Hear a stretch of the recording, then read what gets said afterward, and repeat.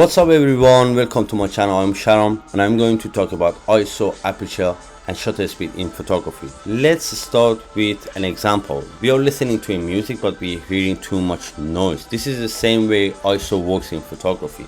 And remember to set up ISO in 100 in a daylight all the way to other amount of numbers that we can see on the screen, and we can see there are noises in this last image.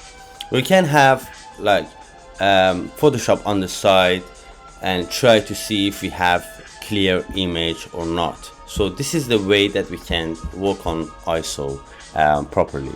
The next thing is shutter speed. Shutter speed is to use when we're taking photo of moving objects in front of the camera, and we can increase the amount of shutter speed to take a sharp and clear photo of moving object. And we can say, let's say we are in a racing car club and we're gonna take a photo of a moving object that is so fast, so we have to increase the amount of shutter speed to take a very sharp and clear photo.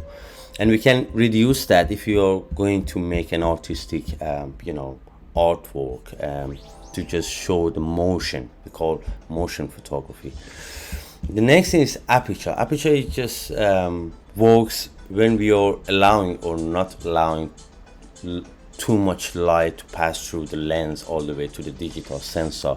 We don't want to burn the image, so we can control what we're doing in our photography. So this is it for today, and I hope you enjoyed this video. Stay tuned for next upcoming video.